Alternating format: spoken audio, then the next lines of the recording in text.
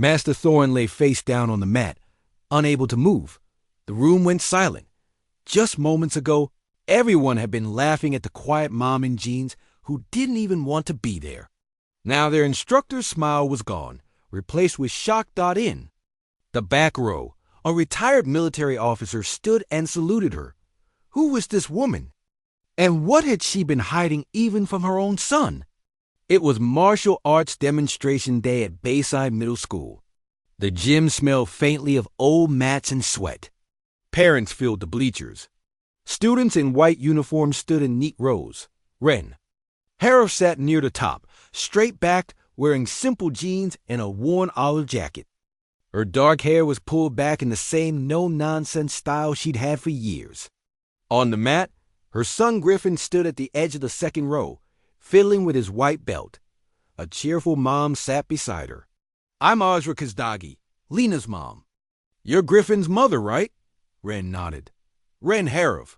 Master Thorne's amazing, Ozra went on. He trains celebrities in Los Angeles. My daughter's been with him for years. You picked a good program for Griffin. He chose it, Ren said. Eyes still on her son Zra leaned closer. Griffin said you were in the military. My brother was Army 2 Finance Division. I served, Ren replied flatly. Clerical. Work, administration. Ozra didn't notice her tone. That's interesting. Before Ren could answer, Master Thorne walked in, bowing dramatically. He was tall, lean, and dressed in a black uniform with a black belt. His voice filled the room as he talked about discipline and self-defense. Griffin's movements during the drills were clean but quiet, lacking the power Thorne wanted. His eyes flit toward his mother often, looking for approval. She stayed. Still, her face unreadable. After the basics, Thorne turned to the parents. Any military or martial arts experience in the crowd? Help me with a demonstration. Before Ren could react, Ozra pointed. She was military. The students started whispering. That's Griffin's mom. My dad says she just did paperwork. Griffin hunched his shoulders in embarrassment. Ren shook her head. I'd rather not. Thorne smiled wider. It's just a demonstration. No one gets hurt. We're showing that size doesn't matter when you use proper technique.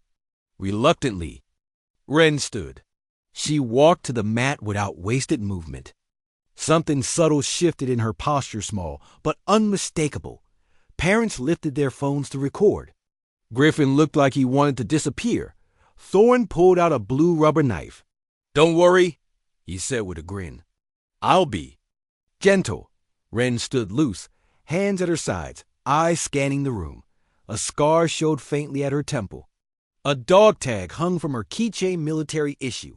Not a pet's. Thorne lunged faster than he had promised, clearly hoping to make her stumble. He never got the chance. Ren's hand locked onto his wrist with pinpoint precision. She shifted her weight and redirected his attack. The knife hit the floor. In one smooth motion, she put Thorne face down. His arm bent painfully behind him. She released him after 2 seconds, stepping back calmly. As if nothing had happened, the gym stayed completely silent.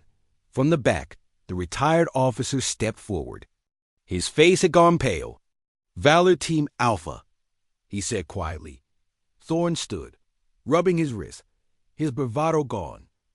The officer saluted. Lieutenant Commander Hargrove, he said. Ren returned the salute. The crowd began to murmur. The officer turned to them. This woman-led missions had saved over 30 hostages on 3 continents. She's one of the finest operators I've ever seen. Thorne's face flushed. He bowed deeply. I had no idea. Would you? Show the students a real technique? Ren glanced at Griffin. He nodded. She demonstrated a move stripped of theatrics, simple, efficient, devastatingly effective.